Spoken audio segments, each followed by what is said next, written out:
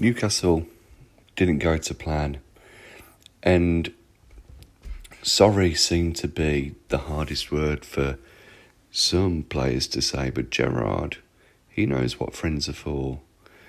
He was happy to apologise, to say that changes would be made. And the Villa fans really share the same thoughts and feelings. They say, Stephen, please don't go breaking my heart. This is talk of the Trinity.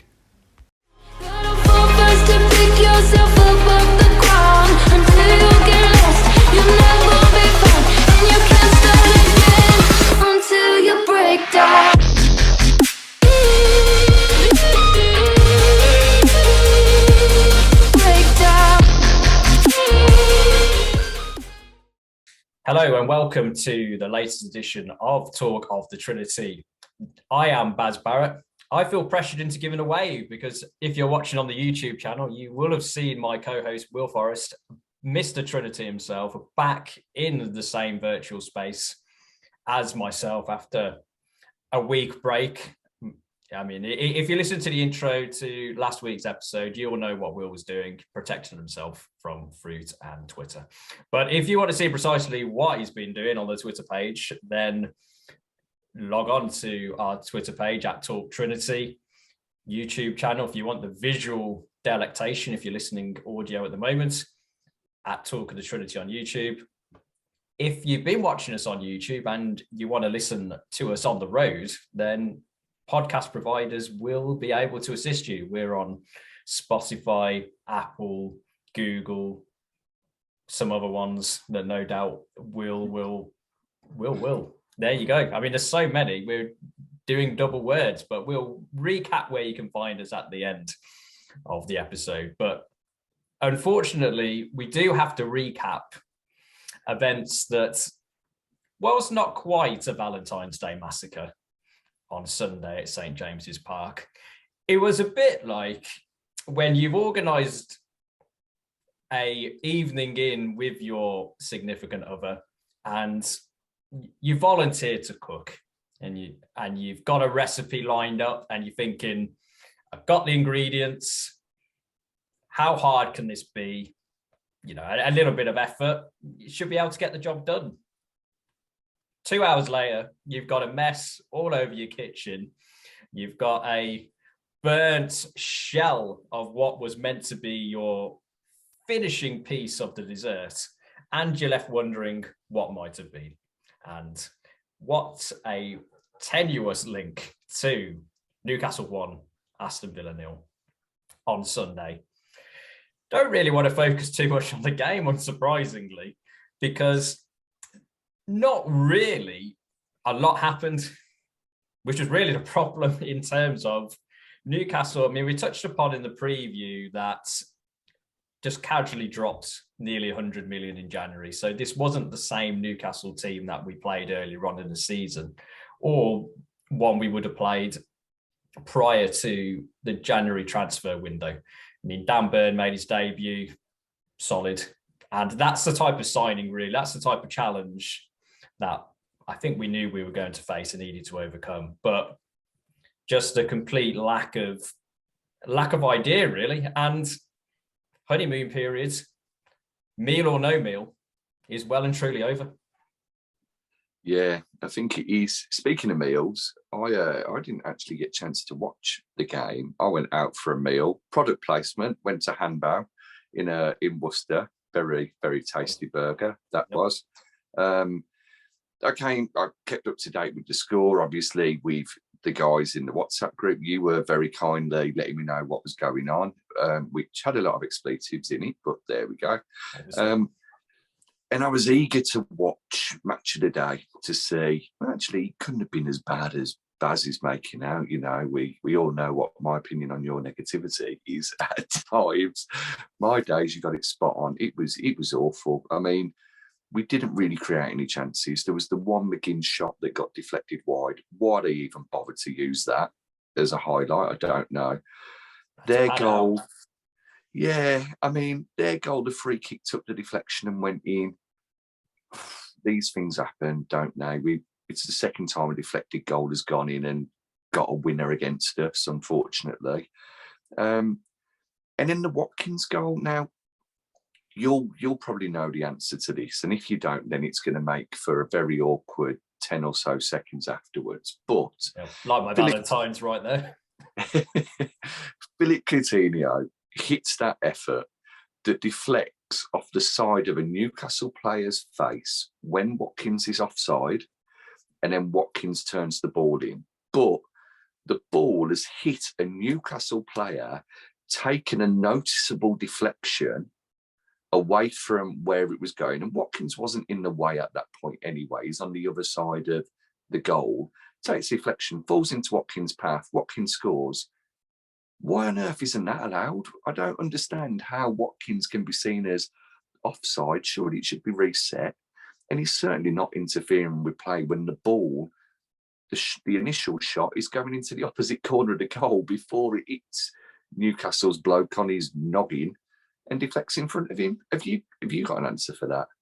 I mean, it may be testament to the fact that I've deleted most of this game out of my mind, and it could be that I am wrong on this, but I thought he was offside when the ball was passed before it deflected off the Newcastle defender. I mean, I don't think he was interfering with play, but it was a very familiar story for me in terms of, you see it go in, you celebrate, you turn back round, you see that, oh no, the VAR signs come up, and you just kind of know that this is going to be disallowed, especially when it's Ollie Watkins. I mean, he's probably the unluckiest VAR, I suppose, recipient is probably the wrong word. But I mean, I'd say it's certainly one, and this means absolutely nothing and doesn't answer the question. It would not have been given offside before VAR. I mean, that doesn't necessarily mean it shouldn't have been offside. But I think you would say ordinarily, oh, that summed up Villa's day. But I don't think it did sum up Villa's day, because that kind of suggests that we were unlucky not to get a point. And I don't think we were. I don't think we deserved the point, which is probably the sad state of affairs. And you mentioned the free kick. My view is the wall should have been further across to the left. I mean, the goalkeeper, you could see, was organising the wall, talking with Buendia before the free kick. And when you're going to swing your leg at it, I mean, I know in terms of you just trying to get a contact, hoping that it hits you full on for the block. As soon as it's going off at an angle, it can go absolutely anywhere. And, the keeper wasn't stopping that, unfortunately. Yeah, and also you could say Buendia could have been closer to the Newcastle defenders before. Well, not defenders. I suppose it depends how you look at it. They were kind of in the wall. Yeah. I mean, you knew they were going to go and break in different directions. So left them a bit too much space, you could say, if you're being critical. Yeah, I mean, it's one whereby you could see it's what we were trying to do. Obviously, you had McGinn lying underneath the wall to stop the one going under. You got Buendia on the side trying to block it going round. Practice it in training, 9 out of 10 times it works. That was the one it didn't really. I mean, I'm sure they'll learn for next time. But the highlights you mentioned on Match of the Day, the disappointing thing really was in that last 20 minutes, just completely devoid of ideas. That was pretty painful in terms of, even with added time, I think, Gerrard almost seemed to have given up by the end. It just never looked like it was coming. No real creativity. I mean, Villa had most of the ball, most shots, 2 on target. I mean, it's not. I think Newcastle only had 1.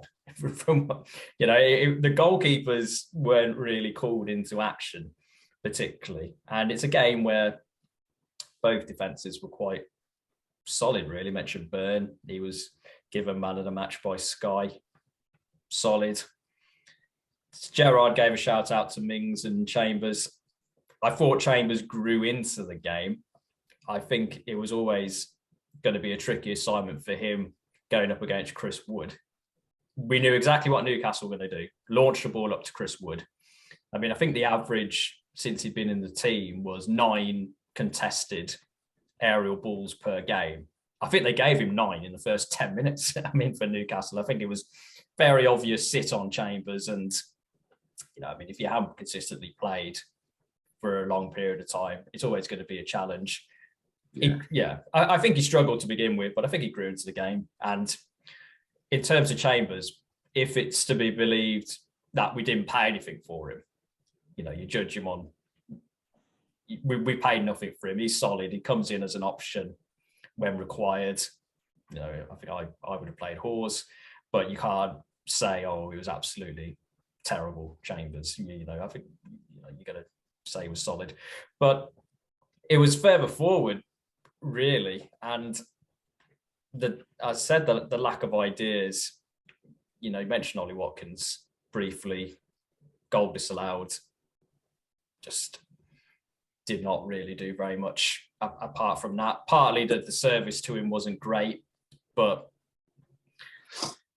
looks like there's been a lot of things said about Ollie Watkins recently in terms of there's a football side of it, which we'll get onto, but also kind of some, which I will euphemistically call personal attacks on like him personally and his character, which it goes without saying, but we'll say it anyway. It's like there's a line in terms of talking about football, talking about performance. We obviously we are biased as Villa fans, but we try and be as objective as we can based on what we see. But personal abuse is not acceptable, really. Going on to their Instagram pages, Twitter pages, kind of throwing stuff at them. I mean, it doesn't help the situation. I mean, I don't think you're going to have any Villa player get abused online and then turn around and go, well, that motivated me to play better in the following game. Yeah, and, he's not the only one who's been targeted. Gotta stop, really. I mean, I'm sure that's old man shouting at clouds isn't going to happen. We could have a wider debate about society in 2022 and rise of online and all that affair, but we're not going to say that's acceptable, even if we are going to say in terms of in our Watford preview later on whether we think Watkins should be in the team. That's based on footballing reasons rather than any other reason. So we're united in shouting that down in terms of I don't think we should be getting involved in that. Midfield wise, again, it's going to be an issue we're going to talk about in the Watford preview more, but real lack of drive. I mean, I think the image of the game was Gerrard losing his proverbial at Douglas Luiz in the first half when Luiz was passing the ball backwards rather than looking to get on the front foot. It's a symbol, really, of you can criticise individual performances. I don't think Luiz had a very good game. Say, McGinn tried, but didn't really come off for him. I mean, you mentioned the shot that probably, that's the highlight. So, not too great. You can name other players. Don't think Matt Cash had a very good game. Very wasteful in possession, losing the ball. Not really that right wing play that Gerrard expects from his fullbacks. So you can criticise individual players, but I think mentioning the honeymoon period is over. It's not going to be a quick fix in terms of this is the squad that we got until the end of the season. More surgery is needed on this team by the end of the season. And, as we'll come on to Watford later, we'll suggest probably, without being too much of a spoiler, a few changes to the starting lineup for Saturday.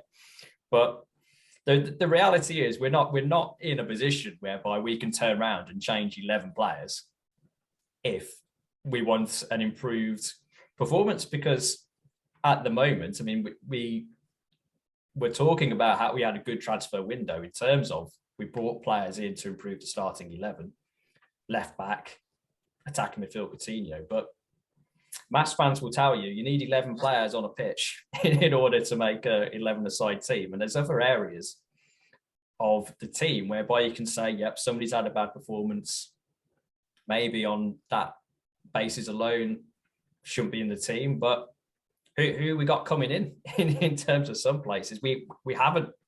And so I think there has to be,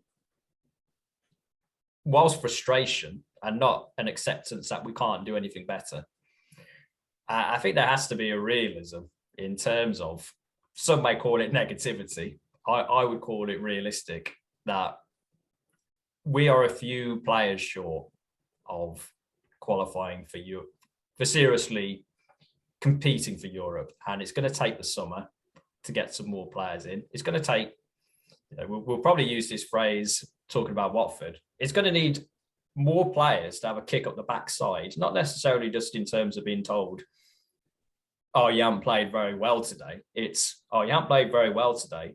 And we've got this lad behind you in training who's doing really well and could be a first choice player in the Premier League. And guess what? We're going to give him the chance on Saturday to play. You're dropped. We haven't got that in all areas of the team. And, that's not something you can, we've got a very good academy. You can't just pluck, well, you literally can pluck 11 players from the academy to go in. But in terms of, does that make us a better team? No, it doesn't. And that's going to take time. And in terms of, you can analyse the Newcastle performance in minutiae, I think it just brought that home, really. We're a bit of a way from where we need to be. 1 win in 7. There was an immediate improvement in performance when Gerrard came in. And I don't think this is, a sign that we made the wrong appointment or, Gerrard's going. I don't think anybody's jumping on that bandwagon, but it's,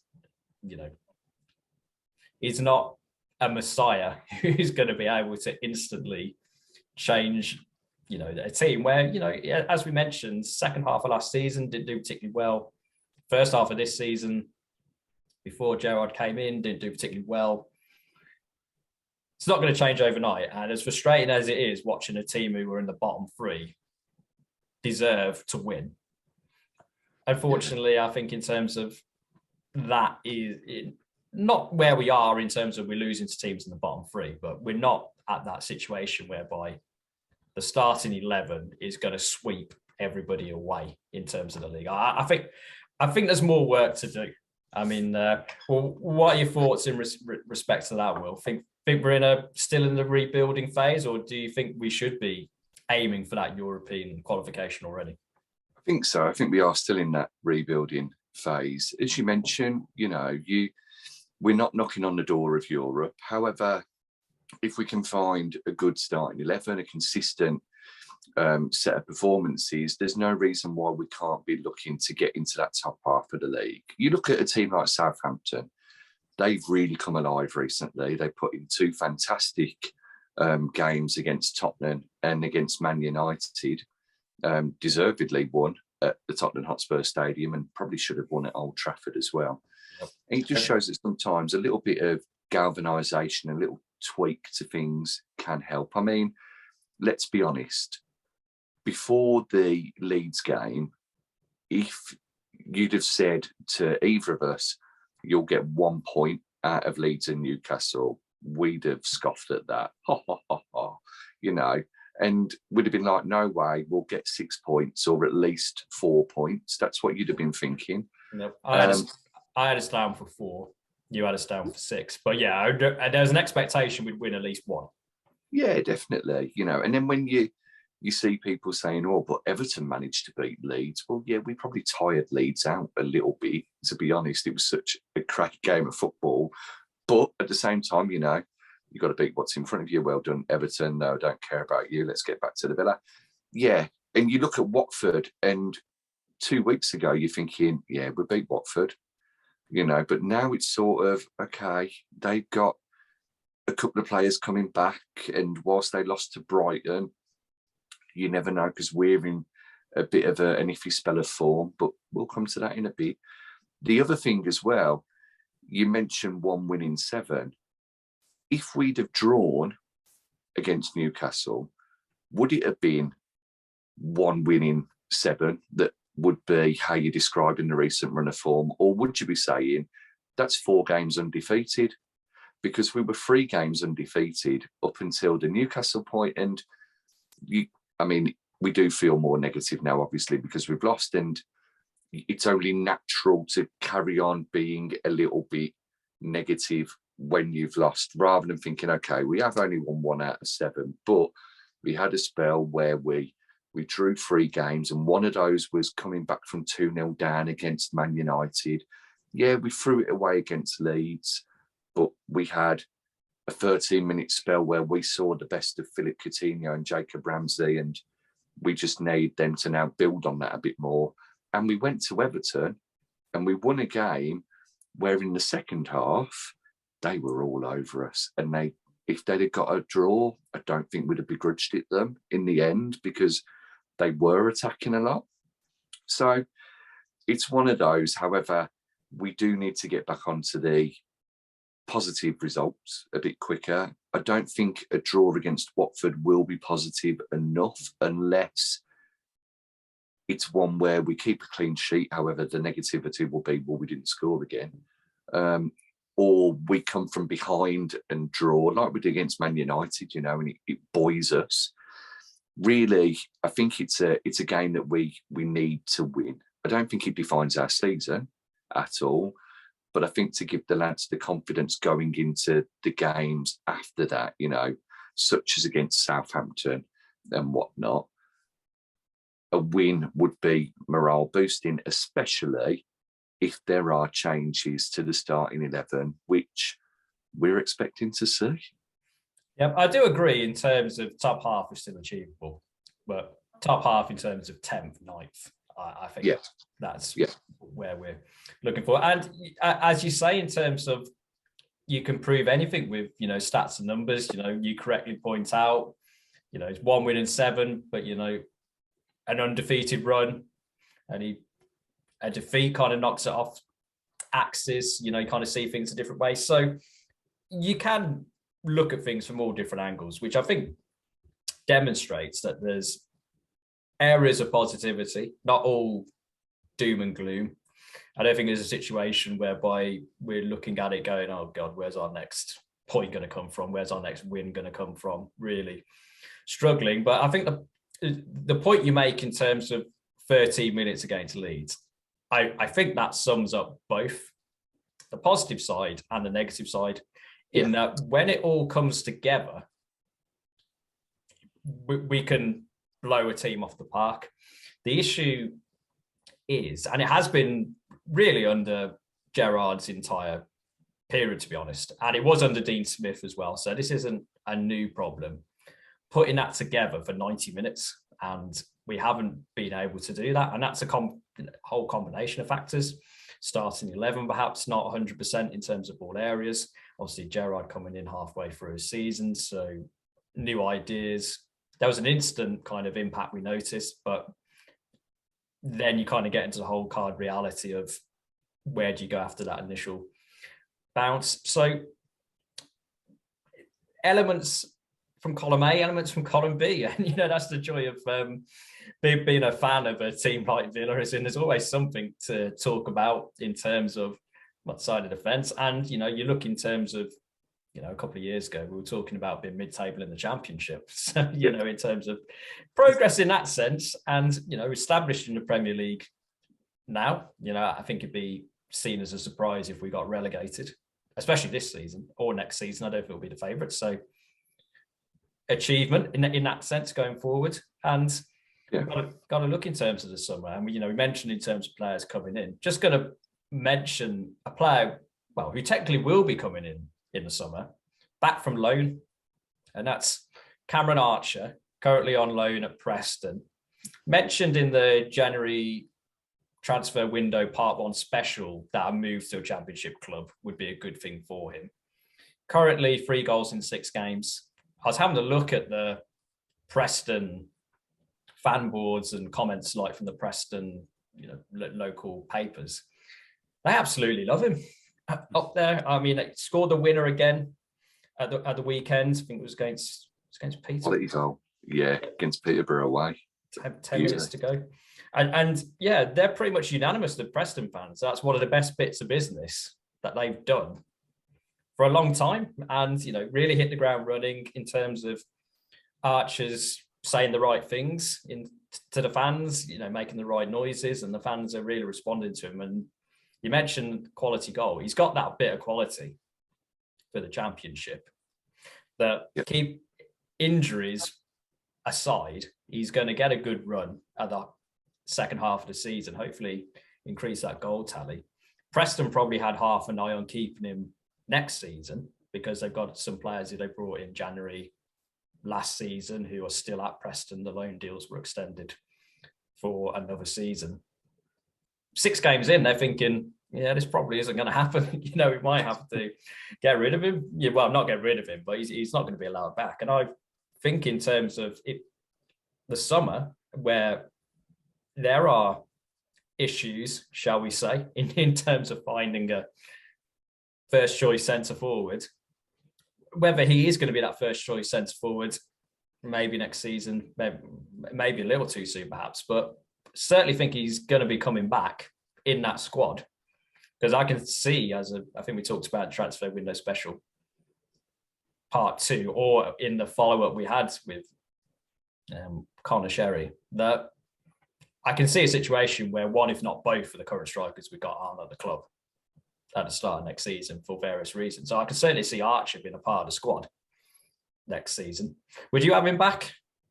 Yep, in a heartbeat. You're right about him being part of the squad. I mean, you've got 9 substitutes nowadays, and even if Ings and Watkins stuck around, and I really do hope it works out for both of them, then there's no reason why, if you have only got one up front, it's Watkins or it's Ings, you have the other one on the bench and Archer as well, so that if you're playing a team and we do blow them away, like we know that we can do, if we can play for more than 13 minutes, then you bring Archer on at the end and you give him a run out. And if he's not getting enough game time by January, you loan him out again, back to Preston or back to a Championship team or to a lower half Premier League team. However, Cameron Archer's been doing so well. He scored the header against West Brom. And if you'd like to go onto my GoFundMe page, we are paying to have a statue of Cameron Archer outside Villa Park for that reason, and that reason alone.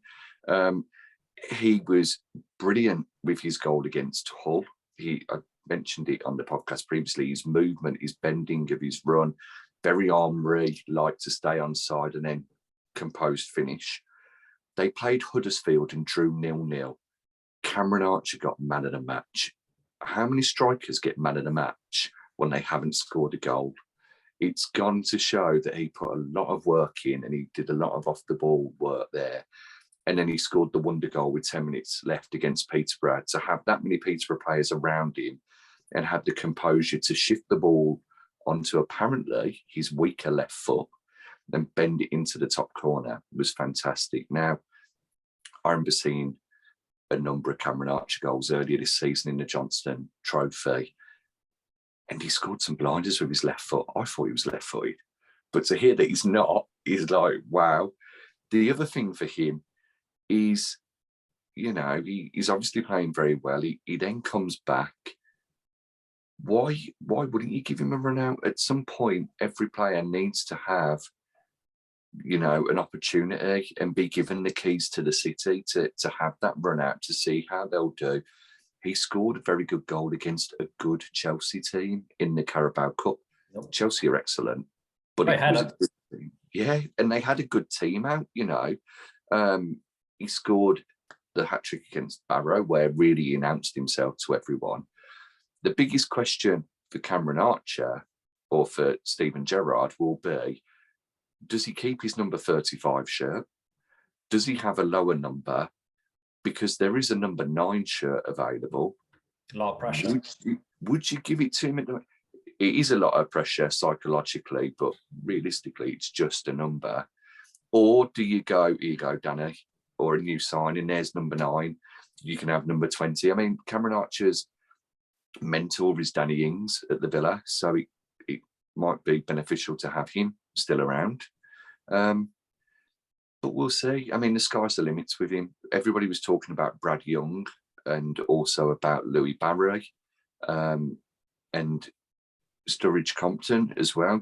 These these young strikers, and Cameron Archer came out of nowhere. And I think he was very much a surprise in pre-season as to how well he was training. But he's obviously got something that we need, and that's desire and a will to do better and to improve. And he's showing just that with his performances for Preston. Yeah, and hopefully continues to get some good game time under his belt, comes back to Villa in the summer, keen to make an impression, and he gets a chance. Hopefully he's at Villa for many years to come. We got him signed up to a new deal, so yep. Looking positive in that sense. And hopefully we're going to keep the positive bandwagon going, because we're moving forwards now to talk about Watford, where hopefully in the next 20 minutes, we would have been very positive about how we're going to absolutely smash Watford out of the park. The Villa Park, even, 3 p.m, Saturday. We've set that up. Let's see if we can continue that momentum. Watford coming to Villa Park, 19th in the table, on quite a terrible run of form, really.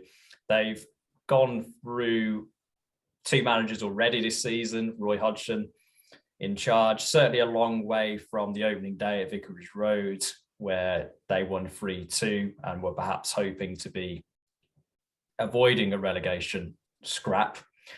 Fair to say they are going to come as underdogs to get the result. The pre-match conversation is going to be more focused on Villa and what they do or what they don't do, what changes they make to the team, how many.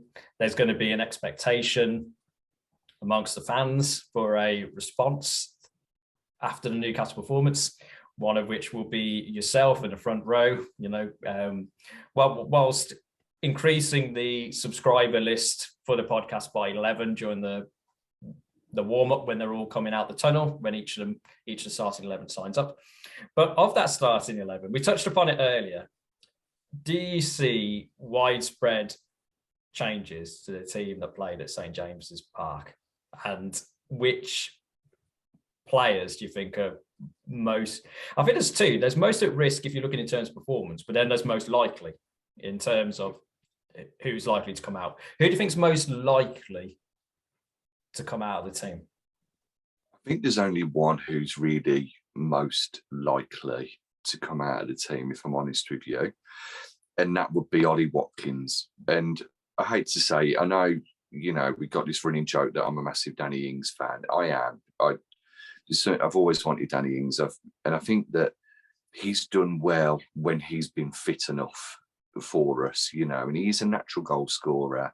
He's shown that over the Premier League years. I think that's the most likely amendment to the team sheet come 3:00 on Saturday. Don't forget, he scored on his debut at Watford earlier this year. Yeah, it's a consolation goal after we were already 85-0 down. But yeah, I think as hard as Watkins can work off the ball and whatnot, I think we just need a predator now in the box, someone who, given a chance, will hit the target. And you look at the last couple of times Ings has started, Man United in the FA Cup. Sorry, not the last couple, because he started against Man U in the league as well. But Man United in the FA Cup, he had a goal disallowed. He had another effort that Watkins then had disallowed. Brentford, he scored a goal with he only had about 2 chances that game. The other one, he got it on target. He knows where that goal is. He's a confident lad. Stick him in there against the team who are 19th in the league and whose defence isn't the best, and put the ball in front of him in the penalty area, and you'd be hoping that he'd be scoring in front of the Holt end or the North Stand. Couldn't care less. They can move the goals in front of the dug if they want to. I'm confident he'd score in front of that as well. Yeah, I mean, I think in terms of, we talked during the course of the season, hasn't quite worked out for Danny Ings for various reasons. Injury, system, getting a run in the team or not, as the case may be. If you are going to try and make Danny Ings work at Villa, you got to play him in teams against teams like Watford. You got to give him, you mentioned he has started games. recently, but then he's come out of the team. Seems to be the indication, from coming out of the team, you might naturally say that Ollie Watkins has been preferred, his first choice. Well, to be fair, Wally Watkins is second choice, and Danny Ings might get in third. But I think it's an area of the team whereby you can look at it and say there's a competition for places, and Watkins, alter ego there was a period, a couple of games where he looked really kind of on the pace, but it's kind of drifted away in recent games. And I think you got to give Ings a chance. I think in terms of, funny enough, I was watching bits of Man United Southampton, and you're there thinking, God, if Danny Ings was still at Southampton, he would have banged about 2 or 3 away based on the chances Southampton were crazy. But I think you got to put Ings in, just because if you're not playing him, as you said, in this game against a team who are low on confidence in Watford, if he doesn't get in the team here, you can't see him getting in the team at all. And that may be Gerrard's decision. He may already have decided that Ings isn't the guy for him, but I think it's going to become increasingly difficult in terms of carrying on to play Watkins in this current run of form. I mean, if Traore plays up front on Saturday, then I think we know where Danny Ings sits in the pecking order. But you've got a striker who we paid £25 million for, who, whenever we speak to other fans of teams round about Villa or below us in the table, would always say, we wish we had Danny Ings in their team. You got to give him a go. I think the one thing here is Danny Ings is very lucky that Wally Watkins is out on loan at the moment and not anywhere near the first team squad. And that Bertrand Traore, who you mentioned, he's injured, isn't he? I think for about a month. But Leon Bailey could very easily get put in up front for his pace, if he's fit to start for 60 or 75 minutes. Do you feel we're at the stage now where, instead of swapping and changing with a striker all the time, which we have done a little bit since we've had Coutinho, and we've had Coutinho and Buendia as the 10s, do you think Gerrard now needs to stick for 4 or 5 games with a striker, for example, if it's Ings, and say, right, you're my starting striker for the next 4 or 5 games, unless you get injured, unless you have an absolute mare and, I can't do anything but drop you, you will get at least 70, 80 minutes, if not the full 90, for these next 4 or 5 games that we've got coming up. Show me what you can do. And if you can bag a few goals, you're going to be my go-to guy. If you don't, then I'm going back to Ollie. Do you think that he has to just stick with one now and give them a good run of games? So because of the instant reaction kind of in the Premier League nowadays, I don't think you can give somebody 4, 5 games unless they really are the pinnacle of your team. And even then, it's like, okay, if somebody's really playing terribly for 3 games, you put him in for a 4th. I think in terms of for Ings, if you are going to play him, it's no good playing him for a game, and if he's okay, or if he doesn't score, dropping him for another 4 games, then bringing him in for a game, then if he doesn't score, dropping him again. You got to give him a run. So and unless Gerrard has decided that Danny Ings is not part of his ideas for the Villa squad in the future, any striker goes on rhythm and confidence, and it's very difficult to get that just in one game, especially when you've been dropped, as Ings has recently. So, if you got that pressure on going, oh God, if I don't have a good game today, I'm getting dropped again.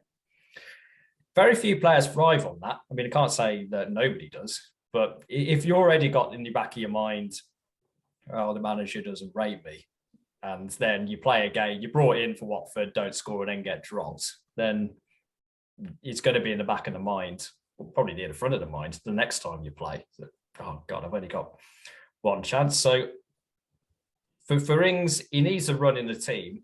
whether you give him 4 or 5 games, I don't know, but one isn't enough. I mean, in terms of the run of games we've got coming up, gets increasingly more difficult in terms of Watford Saturday, then we've got Brighton, Southampton. I think that's enough of a spread to be able to say that's a decent quality of opposition without, throwing him in, play against Man United. Right, okay, how many strikers haven't scored against Man United? And it's like you're getting dropped for not scoring against Man United. That's, a bit of you might think a bit of a hiding to nothing, but a run of those 3 games, and, it is linked as well to the service. I mean, if he's getting no service, then, he's not going to create magic out of absolutely nothing. He needs, you mentioned kind of a predator. He needs service in the box, and it's whether you're able to get that to him as well, which also affects in terms of whether his personal performance can be judged to be, good enough or not. And probably more so in terms of Watkins. Watkins is, whether rightly or wrongly, is also seen as a positive. He can hold the ball up. He goes and chases down the pressing. Ings doesn't have that much of a reputation, which potentially works in his favour, because you get him in the team. If you're Gerrard, you're saying to the rest of the players, get the ball to Ings in the box and he'll do his thing. So there's going to be almost less pressure on him, because he won't be judged for things that he's been told he's good at. But, Watkins has been lauded for holding it up. I'm sure if you asked him, would you rather be holding the ball up or putting it in the net? I'm sure he's going to be saying put it in the net, especially when he has his 14th goal of the season disallowed by VAR.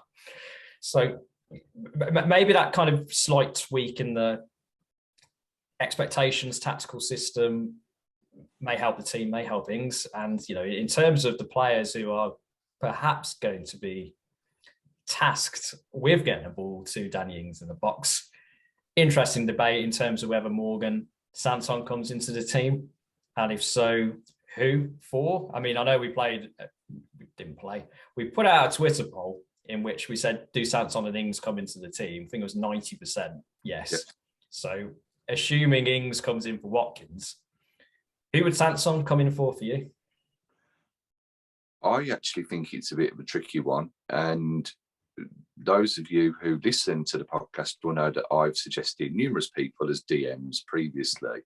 Haven't always gone down well. I'm still cleaning tomatoes off the front of my house from previous suggestions. I think the DM position is a potential one that we change this weekend. Whether Sanson comes in there, because Sanson's, I saw a stat the other day, and it's like he makes, I think it's 7 or 9 tackles per game that he's on the pitch, and interceptions and that, which is higher than Dougie. And you think, well, yes, Sanson has got lovely creative passing ability, but he can also be a bit of a destroyer.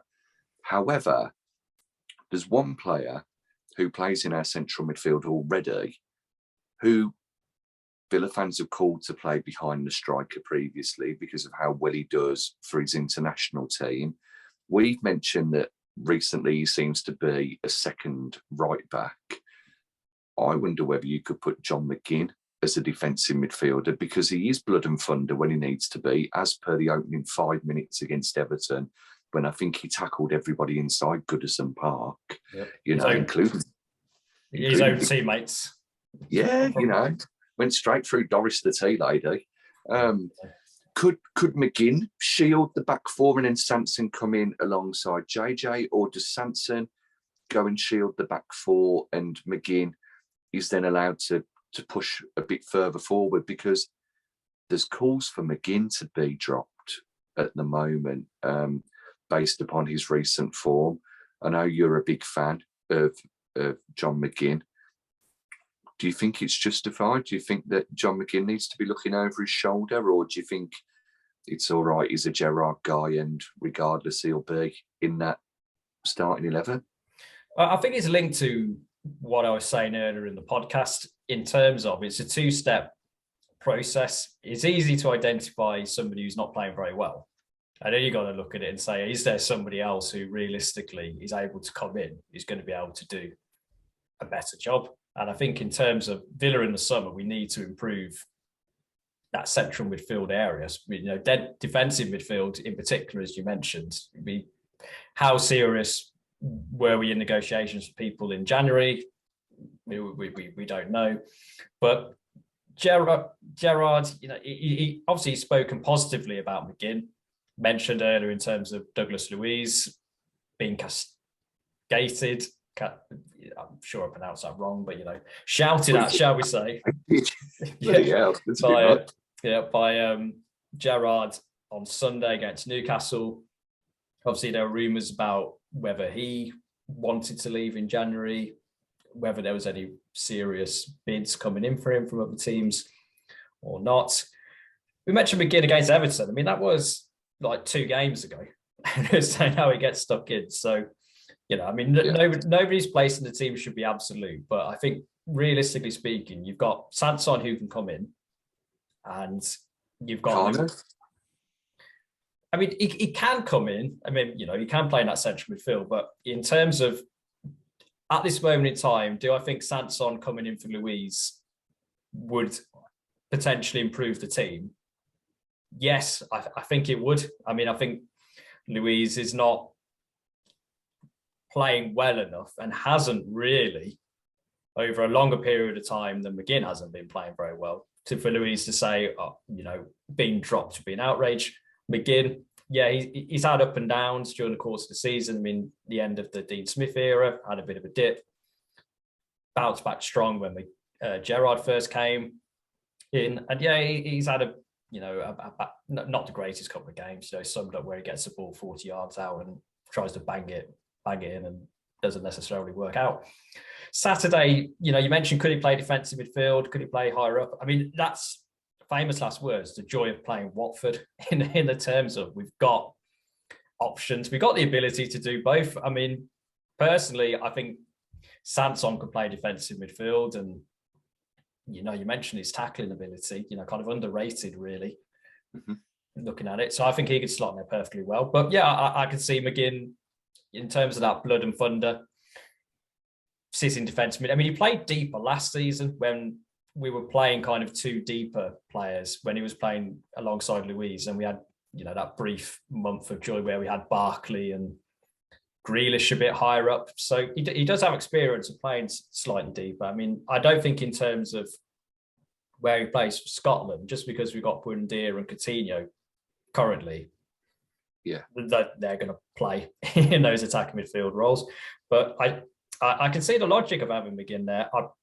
Personally, I'd put Sanson in there because I think Luiz is, I think you got to make, if Gerard is serious about what he said after the game on Sunday, saying there's going to be changes, then I think that is first one, front and centre. What about Iroegbunam? Because he was bigging him up the other day. Could he be seen? I mean, if he and Sanson both came in, say for McGinn and Luiz, and then you've got Ramsey as well, would you be concerned? Because it's Sanson who hasn't played too much, Ramsey who's still quite young despite how well he's playing, and Iroegbunam who has no experience whatsoever? Or would you think, fair play, Mr. Gerard, that's a brave call? I think if Iroegbunam came in and we had Sanson still on the bench, then that signals the end for him, really. Could you see Tim starting at the weekend, or do you think that's just no, he might get some minutes, but he won't be starting? I think nobody deserves by right a place in the team, and so you pick the team that you think is best suited to win on that particular game. Having said that, I think the slight issue I can see if you play Tim, we've mentioned him before, Chukwuemeka. If you're Chukwuemeka and you're watching the game on Sunday, and previously he hasn't come out in public and said it, but hasn't signed a new deal, you're assuming that that's either because he isn't happy about not getting regular starts, or he thinks he can go to a bigger club, or both. And if you're Chukwuemeka, and then you've had, say we play a team which has had 4 or 5 changes, and then Tim comes into the team starting in central midfield ahead of you, then I think if I was him, you would be looking there going, God, I mean, well, what's going on here? In terms of what have I got to do to get into the team? And Gerrard will say, well, I'm picking the best team, so I don't care if I hurt your feelings, which is, on the surface, correct decision. You should be dictated by your squad about who you're playing. But I think it'd be a risky move in more than one sense, is what I'm trying to say. Not necessarily just in terms of lack of experience, and Sanson hasn't played that much as well, but also in terms of what it does to the wider squad, and in particular Chukwuemeka. But then, as you've said there, the simple answer is, if Gerrard rates Tim, you whack him in. I mean, I think in terms of the fact that Chukwuemeka's been getting minutes off the bench suggests to me that he would be next in line. Yeah. But I think from a Villa fan perspective, you've seen the game against Newcastle, you'd be like, well, and you'd be very few players are going to come in. Are you going to think, oh man, what are they doing in the team? They shouldn't be there. You'd be thinking, well, they're coming in to prove themselves, because what happened on Sunday, what's happened in previous games. So I think there's a lot of Villa fans as well who want to see Sanson get a start and see what he can do. Yep. I think they feel that he's done well when he has played. Yeah, okay, there was the pass against Man United that wasn't the greatest, but apart from that, he played very well. He gets stuck in as well. I'd hope to see Sanson and Ings in the team. I'm in that 90%. Apart from that, could Callum Chambers come out for Courtney Hawes? Would that be a bit unfair after one game? Is it unfair on Hawes that he hasn't started at centre-back? I suppose that's a debate for either now or for another day. And then you've got Matty Cash, who hasn't been performing. Chambers or Young. I mean, personally, if they're going to go with a 4-4-2 again, like they did in the last match, and have Tom Cleverley on the left of midfield, I'd want Matty Cash there, because I don't think he's going to do too much. The problem will be is if Watford decide that Sarr is fit enough to play, and if they start João Pedro as well, because those two are danger men. They've got King and Dennis as well. Dennis has already caused us problems and has done quite well this season. It's combating those, isn't it, really? But I'm confident that whatever team we put out will be able to beat Watford. Yeah, I mean, I personally think in terms of it'd be a bit harsh to drop Chambers after Sunday. He was one of the better players. I mean, admittedly, that doesn't say a huge amount, but you're bringing him in, trying to build his confidence up. If Gerrard's decided that he prefers him to Courtney Hawes, then it makes sense to carry on playing Chambers. I wouldn't shift him to right back, in terms of player position, and stick to it. I mean, I think Cash, in terms of, we talked about whether he's going to be here in the summer, whether he's going to be sold. That is an area in the summer where we need to make some decisions, because at the moment you look at it and nobody deserves a place in the team forever if they're not putting the performances in. But where the squad is at the moment, even Matty Cash not playing very well, it's difficult to see somebody we currently got in the squad who, we've got Gilbert on loan, so obviously can't play the rest of the season. It's difficult to see somebody who's going to come in who you're going to say, is an upgrade. And I think, that's just reflective of that. We need to get another right back in. And I mean, in Matt Cash form, dips considerably, you're going to have no choice but to bring somebody in. But I think he will get lucky in that sense and play on Saturday, because I think, just the way the balance of the squad is, he's going to have to play significantly worse than somebody else, kind of in another position where there is a ready-made replacement. Ashley Young, would I bring him in at right back? No, I wouldn't, to be honest. I mean, in terms of, there was talk earlier on in the season of him, kind of being cover for Matt Targett, playing him at left back. So I think, kind of putting him in there it's a bit much, kind of, if you haven't been playing for a while, go and play in a slightly different position. Although, I'm sure he knows his way up and down the touchline based on previous experience. But then if Gerrard is sticking to his word literally in terms of making big changes, then you're looking in terms of performance alone, then if you are making a statement of, even if it is not necessarily in terms of, the FIFA ratings going to improve the team, we're going to do it to send a message, then certainly, you can see that right wing well, wing back, I was going to say, depending on formation, but right full back, you can see that being up for grabs. Goalkeeper, I mean, it's a combination of we haven't got competition really, and Martinez is, clearly one of the better goalies in the league, and is not exactly in a terrible run of form, so he plays anyway. Left back, you're not going to change. So yeah, some places are more up for grabs than others, but moving on to, you kind of mentioned in terms of thinking Villa will get a win, regardless of the team that we're putting out. Yeah, I agree. I mean, I think it's a good time to play Watford. Well, on the plus side, you said we'd win Sundays, so so I always say we'll win.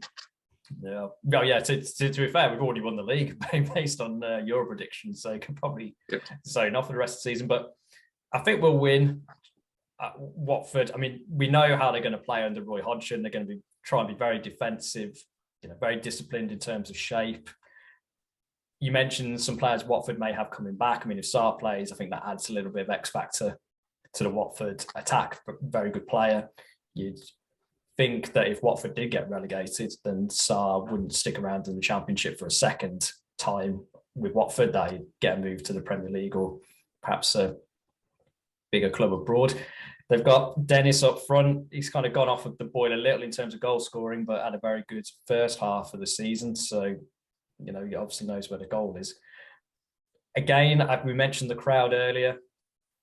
If it's another shaky first half, then you can see the crowd maybe getting a little anxious, a little nervous, which will encourage Watford. But if we get the foot down early, get the early goal, then I can. Well, it's not going to be comfortable because, watching Villa never is usually. But I would expect us to win the game, and you hope you get. I mean, we're talking about the 90-minute performance. Had 13 minutes against Leeds. You'd be hoping to get at least an hour, 75 minutes, in terms of the right direction. But both on the same page in terms of a win. What do you reckon the score is going to be? I think it's going to be a very nervy 2-1 victory. I can't see us keeping a clean sheet, unfortunately. Martinez is averaging 1.5 goals a game against him currently. I don't think that says a lot about him, really. Yes, he made a mistake against Man United, but that's it really for him. I think we'll get into a good 2-0 lead. I think it will take us some time to score past Ben Foster, because Ben Foster always plays well against us. We could be looking at the stroke of half-time, 60th minute or so, before we do eventually break the deadlock, when Danny Ings, of course, scores, runs over to the corner, lifts up his shirt and has a picture of my face on it and says, "Thanks for your support. Let's sell Wally Watkins." And then we get our second around about the 80th minute. And I think Watford score late on. And I wouldn't be surprised if it was Sarr or Dennis. And it's when they've got their attacking players on and they cause us a few problems. But I do think we get out of there alive with a 2-1 win. I think this is going to be the first time actually, not quite the first time this season, but one of those rare occasions where I'm actually going to be more optimistic than you. Oh. But based on, as you said, the defence hasn't been playing well, so mine's not based on any logic at all. I'm going 2-0.